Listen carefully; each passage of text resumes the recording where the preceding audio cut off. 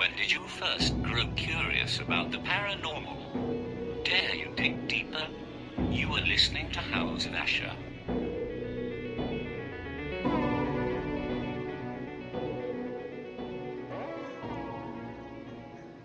And welcome back, everybody. This is House of Asher. I am your host, Steve Asher, and my goodness, man, we made it through Halloween. That's sort of like my Christmas. I really like it, and now I'm sort of in that post-holiday slide, and I'm sitting out here like looking at the pumpkins that's sort of deflated and look like a basketball you left out all winter, and then I was like, I've got to get all this stuff off the porch and off the ramp and all that stuff, and which I don't know about you guys. I didn't get a whole bunch of trick-or-treaters. They got a big thing down Main, and it kind of keeps the side streets kind of barren anymore. I kind of hate that. I loved it when the kids would come up and whatnot. We had some, but not as many as before. But I should probably say thanks you guys for listening. You may be listening on Spreaker. You may be listening to this on the YouTube page, House of Asher, which if you like it, go to House of Asher on YouTube, click and subscribe and share with a friend. Spotify, iHeart, all those different ones, iTunes. But the big one is Paranormal UK Radio, Para UK Radio, and that is based in England, strangely enough, with a UK on the end of it. And they're gracious enough to carry me from pole to pole and around the equator. But what we're going to be getting into today, as a young guy, I love to read about crusades and knights and all that sort of stuff, but and always kind of you kind of got the Hollywood version, and you were like, hey, this is really cool, and they saved the day and all, but it's a lot darker, a lot grislier story, and there's a lot more to it. It's a lot less two-dimensional than some people would think. And our following guest is going to be somebody that's going to be extremely entertaining. And what we're going to do is we're going to take a very quick commercial break, and we will be right back with that guest just after this. Wild Hair Studios Rock Shop in Paducah, Kentucky has a lot to offer. Their tagline is positive energy that works, and it really is your one-source shop for healing crystals, aromatherapy, essential oils, unique stone jewelry, psychics, light work, chakra balancing, you name it. Even sound healing, everything, they offer it all, even classes in light work. And this is all located at 311 Broadway, very centrally located in Paducah, Kentucky. And you can also look them up on www.nicerockshop.com. Make sure to go in there and tell them that Steve sent you and get your enlightenment on. That is Wild Hair Studios Rock Shop in downtown Paducah, Kentucky.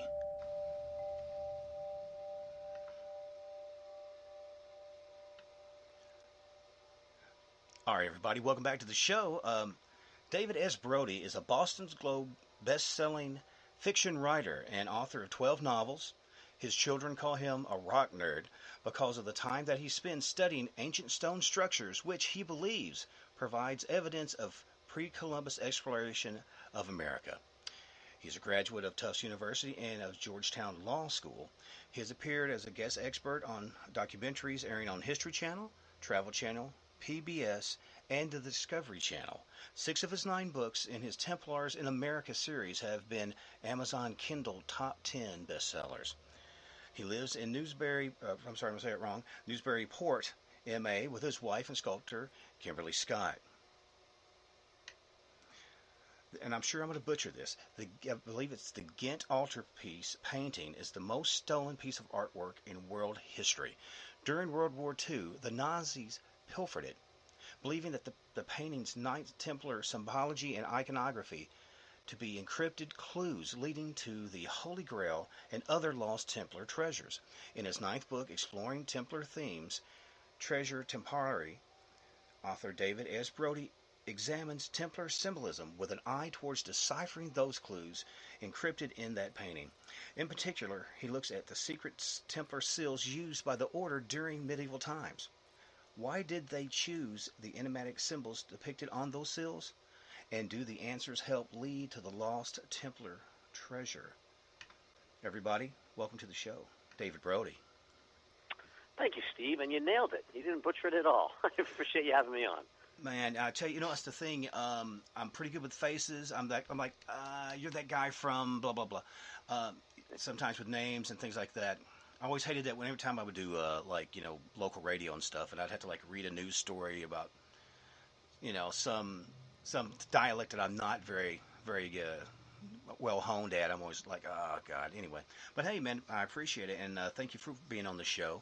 How was your Halloween? Halloween's great. It's funny you mentioned that you love that holiday. Me too. It's my favorite. My wife always teases me, because I'll dress up with the kids. She says that the only reason we had kids is so that I had an excuse to go out trick or treating every year. So I love that holiday also. Well, and that's the thing. It's funny because we are going to be talking about Templar Knights and the things that went on around those guys. I've been looking for a long time. I've always wanted like a suit of armor, but I think it's my inner Scooby-Doo that wants a big suit of armor at the end of the hallway. Not that my wife would ever let me have that, but I did find me sort of like a movie or like a Halloween prop helmet, like old school kind of, with the slit eyes and stuff. It's sitting about 2 feet from me on the desk just for this occasion, to kind of get me into the feel of it. Just to inspire you, huh? Right on. Which, now, like, as we talked a little bit off air, I had not been able to get too deeply into the book, but let's touch base a little bit of stuff. Like I said, you've got 9 books out. You really got a thing for Templars. What brought that on? Kind of give me a little bit of your origin story, because, obviously you studied law on this. So you mentioned I'm a graduate at Georgetown Law School, so I'm a lawyer by trade, and I sort of as an avocation, maybe 20 years ago, I started writing legal thrillers. But I grew up, my kids grew up, and I lived in a town in Massachusetts about half hour outside of Boston called Westford. And we have a legend in Westford called the Legend of the Westford Knight, spelled with a K. Like wearing the helmet like you just talked about, the Westford Knight. And the legend is that about 100 years before Columbus, a bunch of Scottish explorers who were sort of vestiges of the outlawed Knights Templar, the descendants of the Templars. This is the late 1300s. The Templars were outlawed in the early 1300s. But a bunch of these guys, following the old path that the Norse took across the North Atlantic, ended up in New England and then down in Westford, Massachusetts. Again, this is 100 years before Columbus.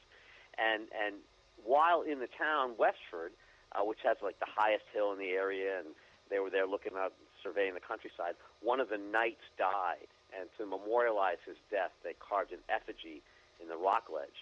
And that effigy, that outline of the knight along with his sword and his shield and his helmet, is still visible today on that rock ledge. And so that's the legend of the Westford Knight.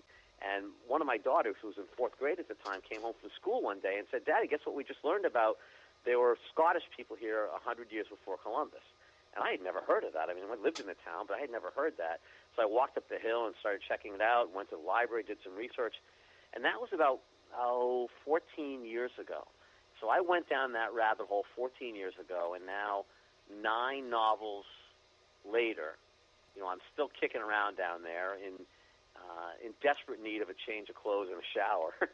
But I've written 9 novels about this whole concept that not only the Knights Templar, but other explorers were in America before Columbus.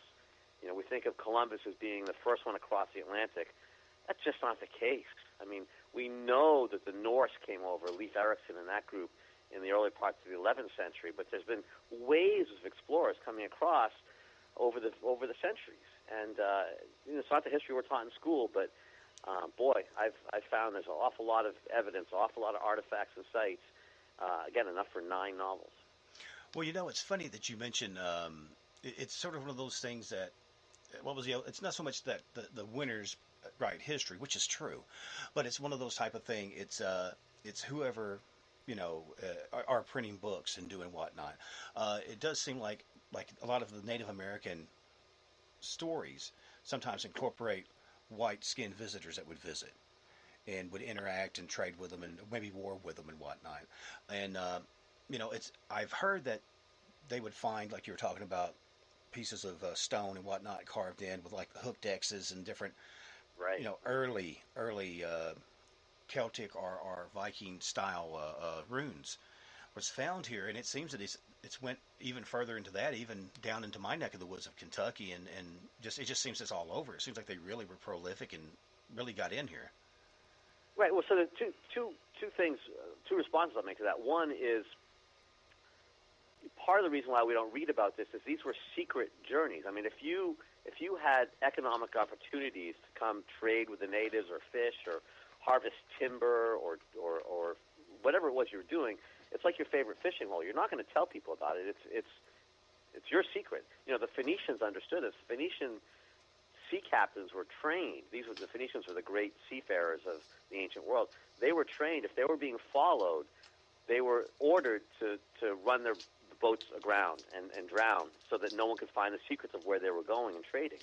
So again, these are really good economic opportunities. So people didn't write about it. People didn't publicize it, obviously. So that's point one. And then point two is we have the archaeologists who say, well, there's no archaeological evidence of these people having settled here. Well, right, they didn't settle. No one said that they came and built cities. They came and they traded. But if you're coming across the Atlantic and you've got your tools and your weapons and whatever you're going to trade with the natives, you're not going to leave your favorite knife behind for some archaeologist to find 1,000 years later. I mean, that was your survival. You needed that knife or that tool, whatever it was. So again, the idea that archaeology will be able to tell us who was here, as I said before, these are not settlements. These are people coming in and going back out and trading. They didn't leave that kind of footprint. So I'm not sure it's so much that the historians and that the book writers have an evil intent. I just think that we need to do a better job of proving our case, and we're starting to do that now. There's a lot of people, not just myself, who are writing about this, talking about this. You mentioned the hooked X, so people like Scott Walter do shows like America on Earth, talking about these waves of explorers, and eventually we'll be able to sort of redirect the ocean liner and get people thinking about this and understanding it. It just takes time. Well, and it's funny that you mentioned Scott Walter. I'd had him on before, and that was one of the guys that, like yourself, has such a deep love and interest in, well, not just ancient cultures and whatnot, but like early America. And it's so funny because you get sometimes such a backlash from academia if you challenge current dogma. And it's so funny, and I'm not going to get preachy or religious, but it seems like people who are scientists that supposed to look at the raw data, regardless of where it leads, if it's the truth, it's scientifically, proven, there's evidence, whatever. But it does seem like, don't rock the boat, don't mess up your tenure, and it seems like so much of that is, pardon the pun, buried. Why do you think that is? Well, a lot of it is, academic rigidity.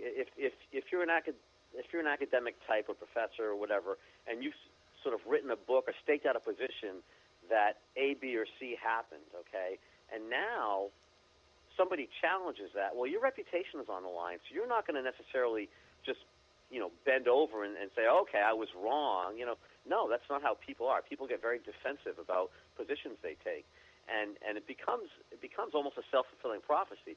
I love it when archaeologists say things like, well, we haven't found any archaeological evidence to support your argument. And I say to them, well, why don't you guys come out here and dig at this particular spot? We think you might find something. And they say, we're not going to dig there unless you can promise us we're going to find something. Like, well, I can't promise you're going to find something, but if you want to find something, this is a good place to look. And so then they say, well, because we didn't dig, we didn't find anything, and because we didn't find anything, it must not be the case. And so, again, this becomes a sort of circular reasoning. But it all goes back to people take a position, they take a stance, and they don't want to back down. It's not that they're evil; it's that they have selfish reasons, and or they're just lazy about it or closed-minded. But again, we're starting to turn the ocean liner, and a generation from now, our kids will be much more comfortable with this stuff than we were. I know when I was growing up in the 60s and the 70s, the things that we were taught then are totally different than what kids are taught now. We were taught that civilization began in Mesopotamia 6,000 years ago. Well, we now know that there's sites like Göbekli Tepe in Turkey that are twice as old as that. So, we were barely taught about the Norse settlement up in Lonsdale Meadows in Newfoundland, and now, of course, that's generally accepted. So it just takes time, and people are stubborn, And we'll get there. We're knocked down the door, and we'll kick it in, and we'll get there. People like Scott Walter are leading the charge. Well, I think there's something to be said too for, and again, pardon the pun, dying of the old guard. They, once the stranglehold of a current thought of academia is more or less looked at as old hat and a little bit tired and whatnot. Which, don't get me wrong, I would like to know how it all started and how it all come about. But I also like the fact that there are still mysteries there. And I've never quite understood where people were like, oh, well, we've got it completely figured out. Because, we thought a few hundred years ago, we thought that, disease was caused by, ghosts in your blood and, whatever, reading entrails to try to figure out what's going on with you or bleeding you or something. So, and we look at those guys like they're barbarians, and I'm sure in 300 years they'll be looking back at us like, wow, man, they're walking around clacking rocks together. They had no clue.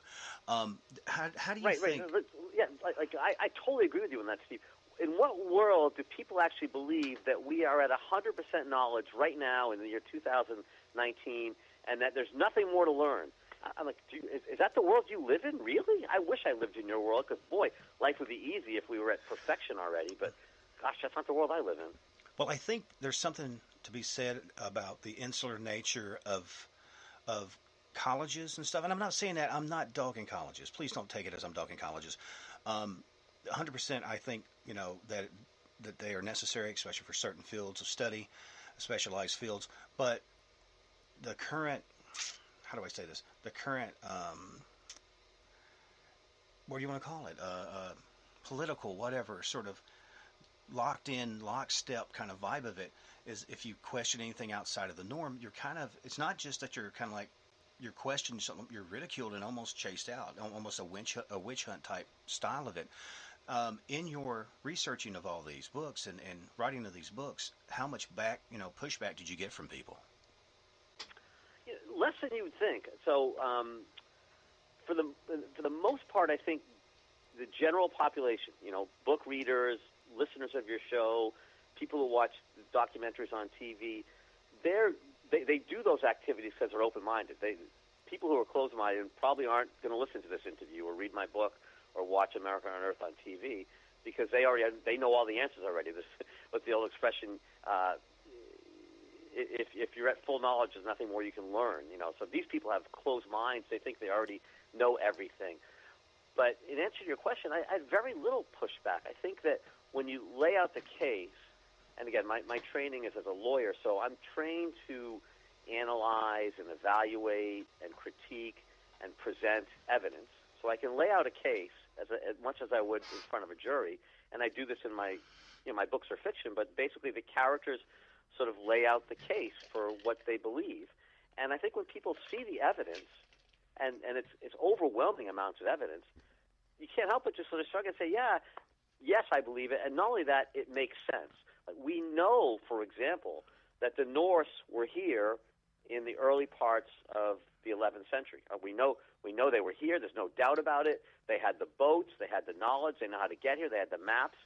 So why would they not come back again for 500 years until Columbus? Like, why would there be a 500-year gap in the historical record? I think people look at that and they say, that doesn't make any sense. We all watched Star Trek when we were kids. It's the human condition to seek out new life and new civilization, right? We all understand the desire many humans have to explore or to seek economic opportunity. And so given that the Norse found their way here to the maritime area of Canada, why would Europeans not come back ever again until Columbus? That makes no sense. And then you show evidence that they did, and people say, yeah, okay, of course. And so as far as pushback goes, I mean, there's a few people who have sort of staked their reputation or make a living being naysayers or debunkers, but there's very few of them, and really they're becoming less and less relevant. Now, not to say that the academics have jumped on board. They have not. But more and more we're finding people just sort of nod and say, of course, that makes perfect sense. Yeah. Well, I was going to ask you this as well. Now, we talk about the Phoenicians and other visitors. How far back does be it European or whatever influence on America go up? Because I've read different people that said, there were settlements of what you would consider white or European style people here before the Native Americans. I don't know either way, and I don't care either way. I'm just, again, I'm always curious about just what the truth is. Do you have any insight on that? Right. So the Phoenicians go back, just to give listeners sort of a time frame. That's about 3,500 or 4,000 years ago. But then there's some argument that there's a group of people called the Solutreans, and so now we're talking 15,000 years ago, may have come across from Europe, as opposed to the Native Americans who came across the Bering Land Strait down through Africa. So there's some evidence of that. So that puts it way back. It may be that the Solutreans merged with the Native American groups that came across the Bering Land Strait to form the current Native American tribes. That's a possibility. Then there's also some, Graham Hancock's been his latest book, and others are talking about the Denisovans, that perhaps that's another group of early humans that may have come across. I mean, when you go back that far, it's really hard to find evidence, and again, requires archaeologists to dig down deeper than they want to dig. Typically, they get down to what they think is the bottom level, the earliest time. They don't go any further because in their mind, there was nobody here before that, so they stopped digging. But if they were to keep digging, they might find other things. So that's a real open question. I mean, were the Native Americans the first, quote-unquote, humans here, or were there other groups here? That's something that I think is going to take a generation or two to get to the bottom of. But I think it's safe to say, getting back to the Phoenicians, that they probably were here. This goes back, again, 3,500 to 4,000 years, probably in the Great Lakes region, trading for and mining copper, because copper was required in the Bronze Age to fuel the huge demands for bronze in Europe and the Mediterranean during that time period. And many experts argue and present compelling evidence that a lot of that copper came from the Great Lakes here in America.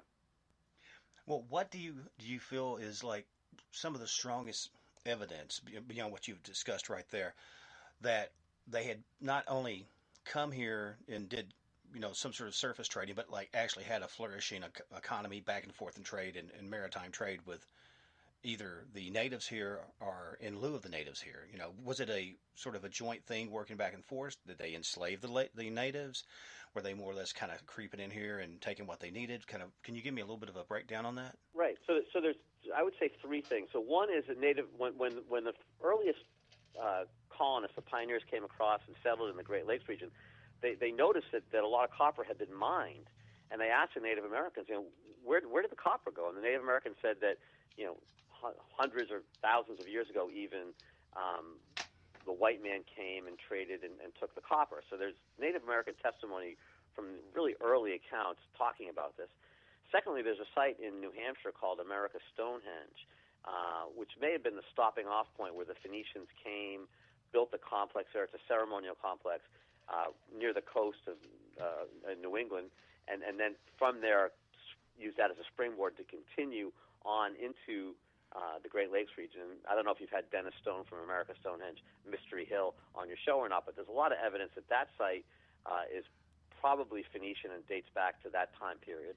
And then thirdly, there is a fascinating shipwreck off the coast of Turkey called the Burroughs Shipwreck, which has copper in it, and all copper has sort of a DNA or a signature depending on its purity. And this particular copper is extraordinarily pure, and the only copper of that purity in the world is found in the Lake Superior region. So again, experts indicate that copper concluded that copper probably came from Lake Superior. So there's lots of different ways to prove this case.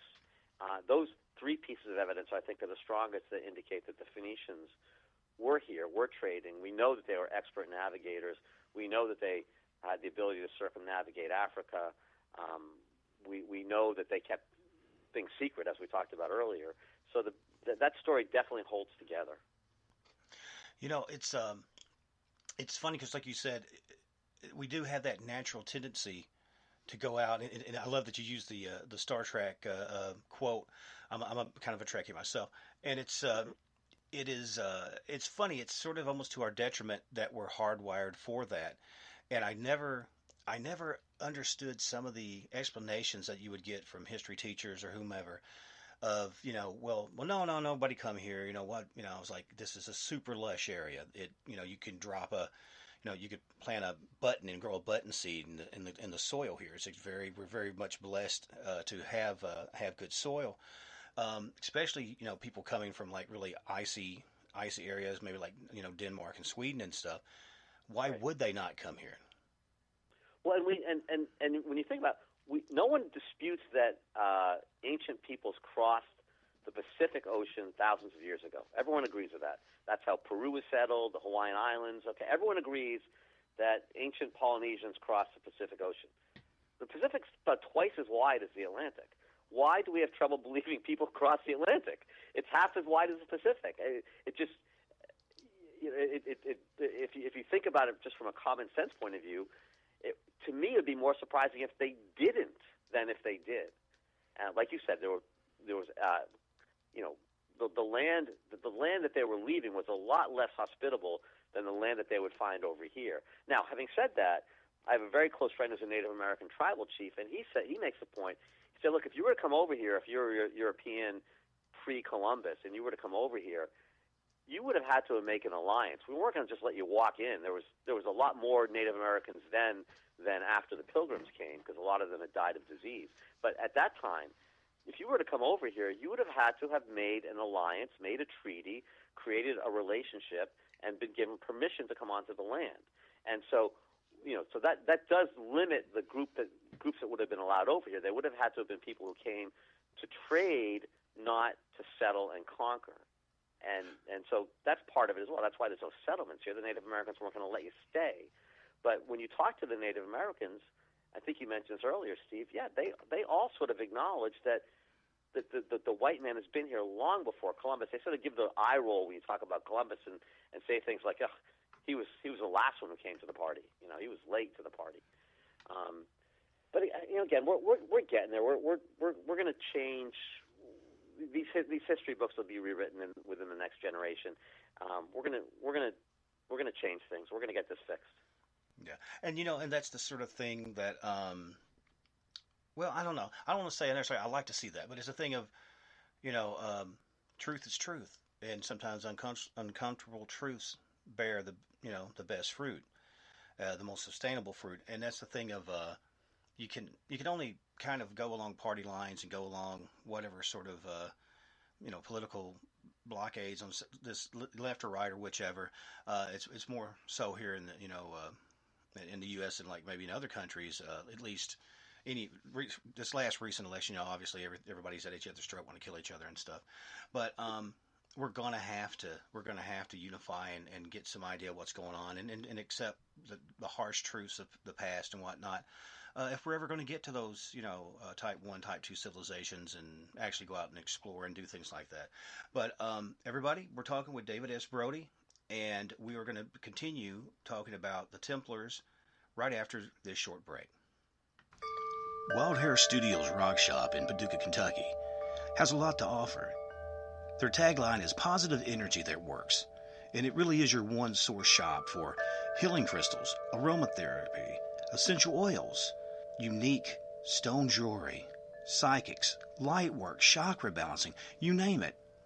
Even sound healing, everything. They offer it all. Even classes in light work.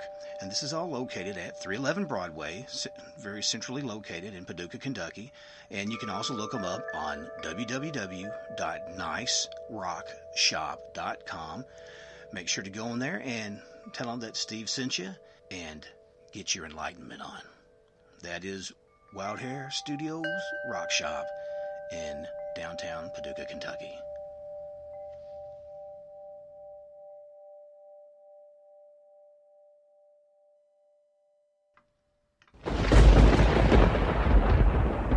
Hey everybody, we are back at House of Asher with David S. Brody, touching on some of the basically almost, not prehistoric necessarily. I don't know how far it would go back, but talking about the Templars in America and touching on a little bit of the possibly pre-Native American settlers or traders. I was going to ask you something real quick, David, if it's okay. you'd mentioned that a lot of the Europeans come over and disease was rampant, killed out a whole lot of Native Americans. Was there anything in Native American oral traditions or anything talking about other people coming, which I would assume if they're also connected in some way with early Europeans, they probably would have brought disease too? Is there any sort of massive die-off records or anything like that you know of? Not from Native American testimony, but one of the interesting sites is a site in St. Louis called Cahokia, Cahokia, I believe, Cahokia Mounds, right on the banks of the Mississippi River. In the early 1300s, that settlement was larger than Paris or London in Europe at the same time. It was massive. I think, don't quote me on this, but I think it was 100,000 people living on the banks of the Mississippi at that settlement there. And then within a generation or two, it pretty much disappeared. And no one's been able to figure out, what happened to that settlement. But that may have been caused by just a random European explorer, perhaps associated with the Kensington Runestone Group in 1362, or someone related to that, coming through the river system in the central part of the country and infecting a population that had no immune system, no immune ability to deal with these new germs. And so that's one of those mysteries that we haven't been able to figure out. What happened to the Cahokia civilization? That may have been caused by a European pestilence of some kind. Well, as you know, all throughout, well, I'm sure all throughout the U.S., but Ohio, Kentucky, Tennessee, Missouri, there's just gobs of mounds and a lot of burial mounds and other types of mounds, which it was till recently. I didn't realize that there were some that were just ceremonial. I always just thought there were always bodies in them. But the thing you were talking about coming down the river, be it the Ohio or the Mississippi or whatever, it doesn't matter if it's Native Americans 200 or 300 years ago or people 100 years ago. The river brought life and it also brought death. A lot of times, either from flooding or from trade, people coming down, with bringing goods and whatnot, carrying the Spanish flu, which was one of the big things that really in the early 1900s killed a lot of young people, especially babies in this area. So it wouldn't surprise me if it's just a repeat of that going on from time immemorial. Now you were talking about the tribe in St. Louis. Had you found any sort of correlation, like after the fact, of say interactions with older cultures? Was there any sort of interbreeding? Was there any sort of adopting of cultures, adopting of war tactics, adopting of different ceremonial dress or anything like that? Was there any sort of, by osmosis, any changing to some of these at a certain level in history that you might kind of go, there you go, there's one of those things that I think has caused, that it shows that there has been other people here at an earlier time? Right. So getting back to New England, where I live and where I do a lot of my research, we have the situation where Roger Williams left the Bay Colony, Massachusetts, in the late 1600s, forced out because he was advocating freedom of religion, and the Puritans at that time wanted nothing to do with that. So he went down to and founded what we now know as Rhode Island. And his diary is fascinating because he talks about how the first winter he spent there, he noticed that the babies that were born to the Narragansett tribe, most of them had blonde hair and blue eyes. And you wouldn't expect to see that because, again, he was the first, quote-unquote, the first European to be down in the Narragansett territory. But probably what happened was there were waves of Europeans, Scandinavians, Scottish, whatever, who had come over hundreds of years earlier, and those that blonde hair and those blue eyes are the vestiges of interbreeding, a long winter spent in New England.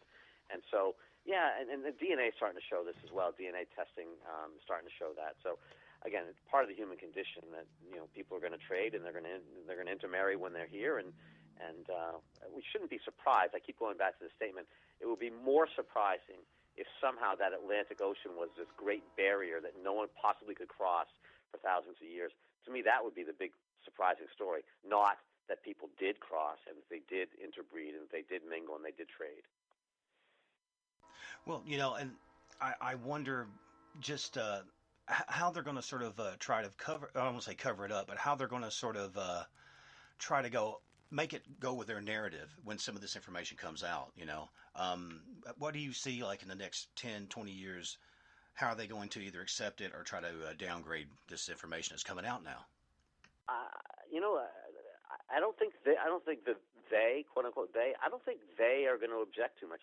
Whoever the theys are sort of, dying off or being put out to pasture.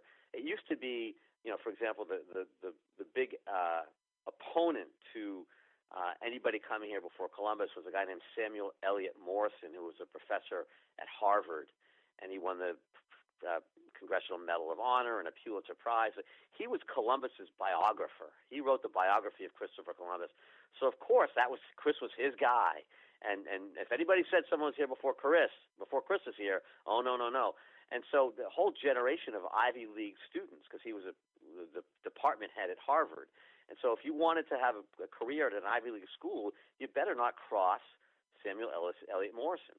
But he's gone, and people. So I really don't think there's a huge conspiracy against us. I just think it takes time for people to have their mind open and their eyes open. So again, it's not a question of what are they going to say. It's just a question of us presenting our case matter of factly, and most people will nod and say, of course, that makes sense. Again, this is not. Some people think there's a conspiracy. I don't think. I think it's just laziness. I think people need to be re-educated, and that's all it is. It's very simple.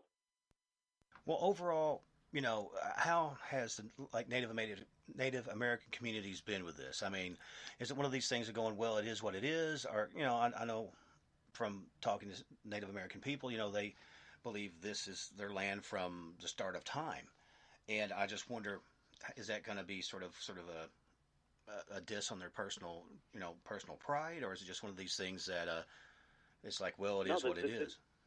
Yeah, the Native Americans that I speak to about this, again, they roll their eyes at Columbus, but they're perfectly accepting of the idea and supportive of the idea that other groups were here before Columbus. But again, they came in peace. They came and treated the Native Americans with dignity and respect, and therefore were allowed to come in and trade. So it was a Native American decision as to whether to let these people on or not. And so they take pride in that, as they should, but they are very matter-of-fact about it. Yes, people came, we let them in, we traded with them, they treated us fairly, and that was fine. And that's why when the Pilgrims showed up, the Native Americans were accepting of them, because their experience up to that point had been fairly positive, that the people who came over here did so respectfully. And then, of course, next wave that came over, the English, and we've all seen the Pocahontas movie, and came over to take the land, not to trade or whatever. And so that's why the Native Americans were caught a little bit off guard by that. But the Native Americans that I've spoken to are very much matter of fact about the idea that people were here before Columbus, back and forth trading on a regular basis. And we talked earlier in the conversation, Steve, about the Phoenicians, and 2 points I wanted to make about that. One is, before we can argue people were here, we have to establish that they could have been here. And it's important to understand that the Phoenician ships from 3,000 or 4,000 years ago were much larger than what Columbus brought over here with the Nina, the Pinta, and the Santa Maria in 1492. So the Phoenicians definitely had the ships to get across the Atlantic. So there's no doubt about that. And then when we talk about the Phoenicians, one of the things that happened with the Knights Templar when they went to Jerusalem in the early parts of the 12th century, they were befriended by the only Christians left in the Middle East at that time, many of whom were Lebanese descendants of the Phoenicians. And I think one of the reasons why the Templars were able to come across the Atlantic is they probably ended up with some of the Phoenician maps and charts and navigational aids that allowed them to make the crossing. Because again, it was I'm not saying it's easy to cross the Atlantic. Obviously it's not, but it's not impossible either. And with the aid of the maps and navigational charts that the Phoenicians had, I think the Templars were able to make that crossing fairly easily and fairly often. Well, it's funny. One of the things that you said, which I just never thought about it, just because, like you said, you see, MGM's version of this and that, or Disney's Pocahontas, or this and that, and it, like you said, it's like fairy tale stuff. It's not. It doesn't really delve into a lot of the truths of it, because I always wondered why they see these large boats coming, which I guess, like you said, they were smaller than the Phoenician boats. But they see the boats coming, they see them rowing across on the rowboats and whatnot, and they're like, "Hey guys, what's up?" Who does that? I'm thinking, because the old tagline, well, these were just, they were simple savages. They didn't understand. Well, there is an important distinction. So the one difference between when the Templars came over here in, say, 1398, 1399, and when the Pilgrims came over later, the gunpowder, the musket, that was the one thing that had changed between those two groups. And so all of a sudden, that does switch the balance of power. When you start shooting people with your muskets, as opposed to having to, being in closer range with bow and arrow or whatever else, that definitely changed things. That and what you talked about earlier, Steve, disease. I'm not sure that was used intentionally as a weapon, but a huge percentage of the Native American population ended up getting wiped out by disease, and that really decimated their fighting force. And that really sort of allowed the Europeans to establish a foothold here, that hasn't ever been given up. Well, back in the time of the Templars, like I said, and forgive me for my ignorance of things like this, I know obviously swords, shields, I'm assuming pikes. Did they have crossbows? I'm assuming they would have had crossbows at that time, right? Yeah, they did.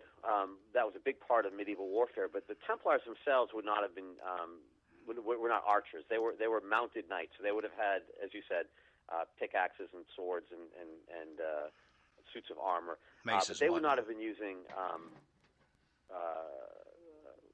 bows and arrows. That would have been the archers would have been in the back, and that was a way that you would have wiped out a huge number of opponent cavalrymen and whatnot. But yeah, so they would not have used bows and arrows. But again, the Templars. Let's not get this wrong. Templars didn't fight their way over here. They came over here peacefully and traded their way in. They didn't. There was no warfare between the Templars and Native Americans, as far as I know. Not to say there wasn't an occasional disagreement or skirmish. We think that's how our Westford Knight guy may have died. It may have been an inadvertent skirmish or something, and that's why his effigy was carved in Westford in 1399. But for the most part, when the Templars came over here, they came respectfully and they came in peace. Okay, well that was going to be my next question, because like I said, it's the lens of if somebody's a villain or a hero is, like you said, through the lens of where you are and which side of the fight you're on or whatnot, or if these people aided you in some way or you saw them as somebody slowing down your ability to conquer and whatnot. And see, that's the thing. What I knew about the knights, obviously they were of the church, and even to the point where you always hear the stories of like, well, they started amassing great wealth and they started, making decisions, being large landowners, and then that started scaring the church, and then so the church said, well, we've got to take these guys out, and then it's not only just, get them, but like kill the whole bloodline so nobody can try to come after and inherit wealth that is being claimed by the church and whatnot. How much of that is true? Yeah, you put your finger right on it. It almost always comes down to wealth. There's an expression when people like myself write novels about mysteries, and it's always follow the money, because that will almost always tell you where the bad guy is. Follow the money, and that's exactly what happened here. So one of the things that's a real mystery about the Templars is, what did they find? There were 9 knights who went over to Jerusalem in the early 1100s, and then almost instantly, when I say instantly, within a generation, which back in medieval time periods, things didn't move so quickly, but within a generation, which is a short amount of time for that time period, they had become one of the most powerful and wealthiest forces in all of Christendom, the whole world. How does that happen when 9 guys go across to Jerusalem? They had to have found something in Jerusalem when they were digging under the Temple of Solomon, whether it was treasure or ancient artifacts such as the Ark of the Covenant or the Holy Grail, or religious secrets of some kind that they could leverage against the church. They found something in the early 1100s that caused them to be almost instantly incredibly wealthy. So that's question one. And question two, 200 years later, after being the army of the church for all this time, all of a sudden on Friday the 13th of October, 1307, unlucky Friday the 13th, that's where it comes from, the church and the King of France and all the monarchs in Europe turned on them instantly. and outlawed them and arrested them and raided their treasury. So what caused that? What did the Templars do? The church said they had turned into heretics and blasphemers. Well, maybe there's something to that. Maybe they had decided that the brand of Christianity that was being pursued by the church wasn't exactly the same kind of Christianity that they learned about when they were in the Middle East all those hundreds of years, those 200 years. So the second big mystery is, why were they turned on? What did the Templars do to get themselves outlawed? And then the third big question is, they had all this treasure, and when the King of France raided the treasury in Paris on Friday the 13th of October, 1307, he didn't find anything.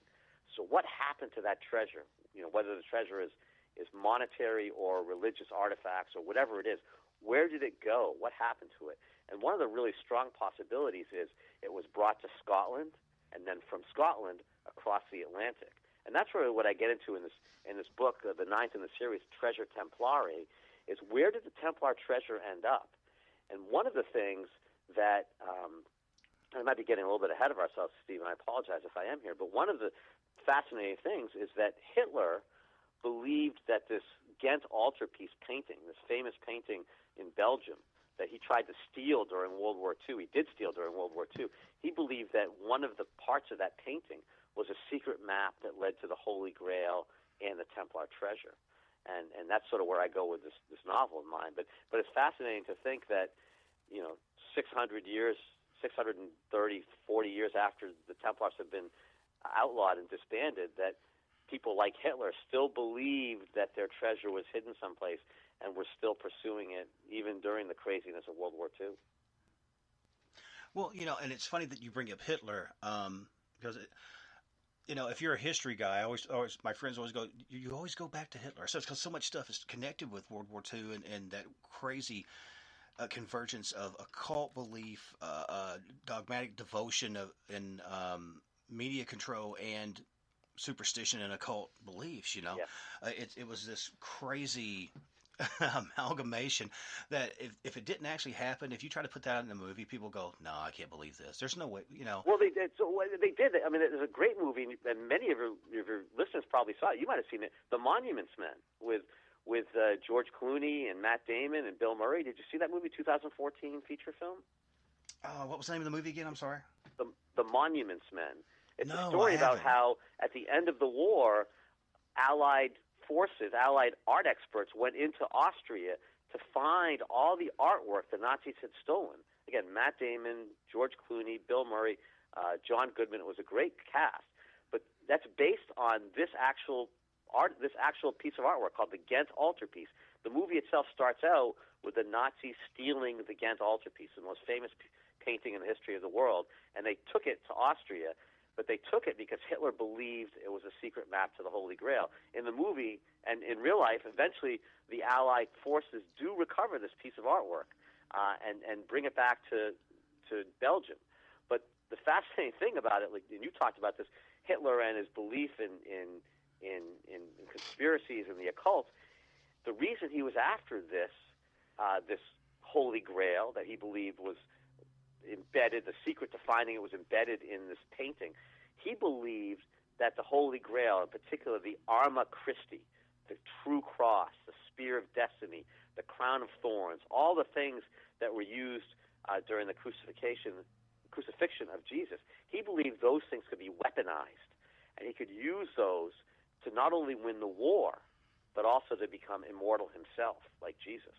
And so all this stuff, when you say no one can make a movie out of it, actually they did. And it's truth is stranger than fiction sometimes, but this time fiction caught up, and they made this great movie about it. And I wrote this book about it too. The stuff is really interesting, but it's all based on truth. It's all based on stuff that really happened. Hitler really was obsessed with finding this stuff because he wanted to turn it into a weapon and win the war. How much information and I'm sure there's detailed, because the church kept just exquisite records. How much would you say is in the Vatican libraries that really breaks down what happened to different individuals that were neutralized, different wealth that was acquired?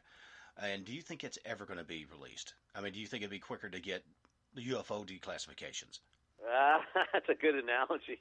I do think that there are records in the Vatican that would settle these questions once and for all. I do not think that we're going to be able to get access to that for a long time. I mean, the current Pope is much more liberal and more open than previous administrations. Maybe administration is the wrong word, but previous popes. But even he has not been able to open those archives. But I do think if we were to get those archives open, you would find that a lot of the things that we're talking about here, regarding exploration of America before Columbus, the church would have been aware of that, and I'm sure that's in the archives there. So, someday, what we need is something like that. We need a Vatican document. We need some kind of smoking gun that once and for all proves this case. What we have now, using a legal term, is an awful lot of circumstantial evidence. We have a whole table full of circumstantial evidence, and you can win the case with circumstantial evidence. People win it all the time, but it's not the same as having the actual murder weapon, with the fingerprints on it. And that would be nice to have. It would be nice to have that one document where there's a letter from the Templar commander to the Pope saying, "Dear Pope, we've just returned from the New World, and this is what we found, year 1398." That would be nice to have. Right, or some sort of, not necessarily royal decree, I guess holy decree from the Pope of the time. Well, you hear how, I don't know if you're very familiar with like quatrains and stuff and like Nostradamus predictions. I know I'm going a little bit out there, and different people would talk about, eventually we're getting to the point of that we will come to what they call the last Pope.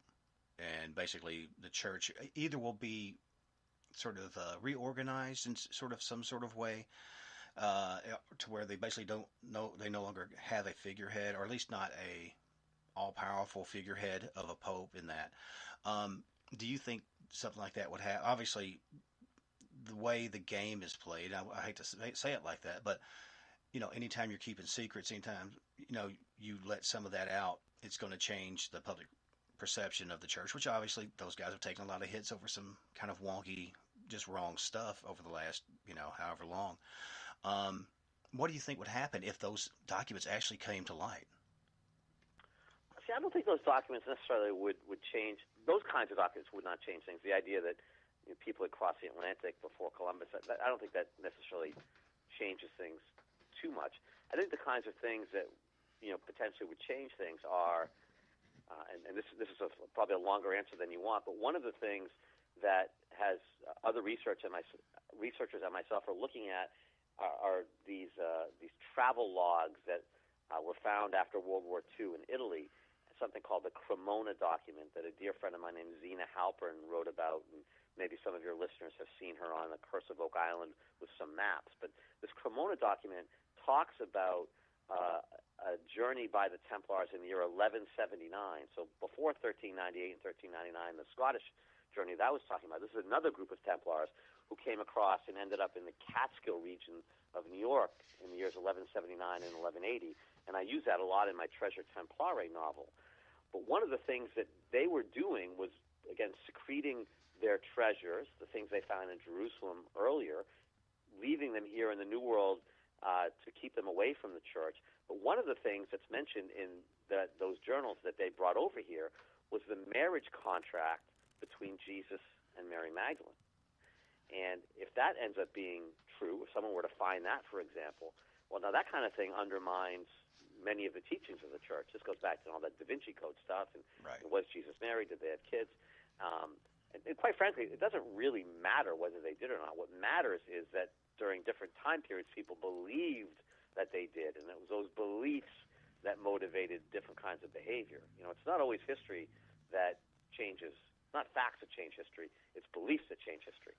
So, but in this particular case, it would be the fact itself that this marriage contract existed. That would clearly, undermine some of the teachings of the church. And the question is, would that change Christianity if Jesus were married? I would argue probably not. I mean, it would have been perfectly understandable for a man of his position, of his Jewish faith at the time, to have married. It'd be, again, more surprising had he not. Right. And so I don't think that's the type of thing that would undermine Christianity. But these are the kinds of things, if these things come out, that that cause people to call into question some of those teachings. And now we're back to the whole infallibility of the Pope. If you were infallible, why did you say this when it wasn't the case? Right. So you sort of get into the spiraling situation there. But again, the fascinating thing about these journals is that it may be that someplace in the Catskill Mountains is a marriage contract between Jesus and Mary Magdalene. And maybe, so that, in my book, in the Treasure Templari, maybe that's the treasure that people are looking for. Maybe that's the Templar treasure. Maybe it's not just monetary, gold and silver. Maybe it's not just the Holy Grail of the Ark of the Covenant. Maybe it's some kind of ancient teachings, papers, documents that call into question the teachings of the church. Maybe that's what the Templars used and leveraged to become so powerful. Again, nobody knows for certain, but there's lots of interesting and fun possibilities. Well, let me ask you this in the few minutes that we've got. Now, I knew at one time, or let me rephrase that. Let me redact that. You're a lawyer. You'll catch me. I had heard tell of that at one time you were talking about Jesus being married, and the way I understand, to be a rabbi, one of the things I thought you had to be was married. Yes. But the and also at one time priests had families, but then I think I think after all this Templar business went down, I think they got real knee-jerky and said, well, look, you don't need to marry because then you're going to have descendants coming who want your land or who wants a title or who wants whatever you have connected that could go to the church and keep, bring it back to the house. The house always wins with the Catholic Church on that. Yes, it was just before the Templars, but yes, you're exactly right for that motivation. The church wanted to keep all the inheritances themselves. Yeah. See, because I always heard it was like shortly after or right around the same time. So you said it was more or less about the same time. Right. Do you think what was going on with the Templars spurred them on to go ahead and kind of do that? So there maybe, wouldn't be anybody else getting any ideas? Which, I mean, I'm thinking after you went in there and slaughtered a bunch of people, that kind of would put the kibosh on a whole lot of, free thought of doing something outside the church. Yeah, so clearly something happened that made the church decide that they couldn't have these guys around anymore. So I've always thought a couple of things are happening. One is the Crusades are over, so now the church doesn't really need this army anymore. They've lost the Middle East, they've lost Jerusalem to the Muslims. So you can make the argument they didn't need their army anymore. But I think more fundamentally is that they came to realize that the Templars were incredibly powerful, and B, weren't necessarily drinking the Kool-Aid anymore. We're not buying the story that you're telling, Pope, because we know otherwise. And so you really can't have that kind of dissension, that high up in your institution. And so I think that's what happened. It was basically a preemptive strike. Now the Templars sort of saw this coming. It had happened in the early 1200s to a group called the Cathars and something called the Albigensian Crusade, where the church wiped out hundreds of thousands of French Christians because they were practicing the wrong, quote-unquote, wrong kind of Christianity. So the Templars saw this coming, and I think, again, that's why they were coming over to America, making alliances with the Native Americans, bringing their treasures, creating a safe haven for themselves so that when the church eventually did turn on them, they had a place to go, they had a place to hide their treasures, they had a place for them eventually possibly to resettle and to create what they called their own new Jerusalem. And so it never probably ended up happening for various reasons. But that's why they were coming over here back and forth. They were setting the stage for that. Well, I'll tell you this real quick. My mother's side of the family were Carners, and originally they settled here from France. It was like a Korner, and they were part of the French Huguenot settlers.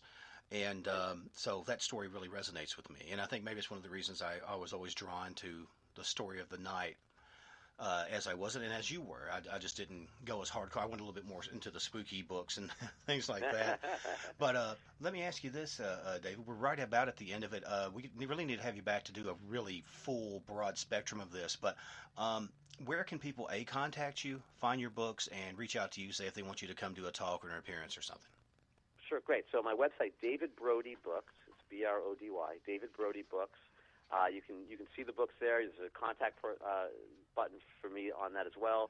The books are on Amazon and on Kindle. I try to keep them really affordable. It's like $15 for the book and $4 and change for the Kindle. I want people to read these. I want people to get out there and experience this. I think history is fun and it's exciting, and it's not about selling books. It's about creating I don't say a movement, but an understanding of this history.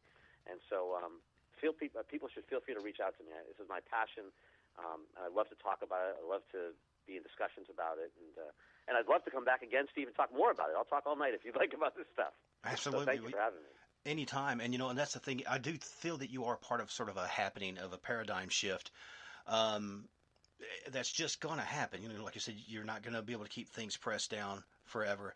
And I think that the work you're doing is exquisite. And I think the fact that you come to it with a very contrite spirit, as they might say in the good book, it's obvious that you feel this. It's not just, oh, well, this is book 5, this is book 6. I'm trying to hawk for this one. And you really feel this. And it's something that's what I feel makes a great book, because a writer really believes what they're writing.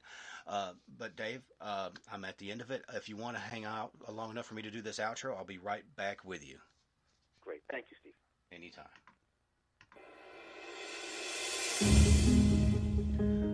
Wow. David S. Brody. Yeah, go check his books out. I'm going to definitely check the book out that I've got a little bit deeper. And, man, like I said, it confirmed some things that I wondered, and it also challenged some beliefs I had about, the Templars and that whole time in early America, which I love that. I love being challenged. I love learning new things. But I want you guys to go out there, enjoy the day, get some sunshine on your face.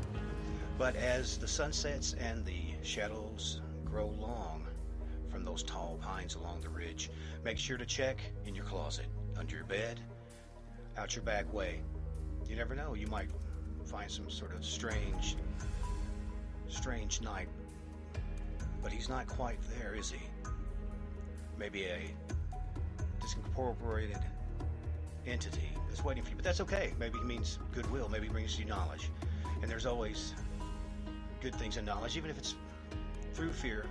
Everything is challenging, and everything has a price, but also a prize at the end of it. So, love to you guys. Until next time, stay scared, everybody.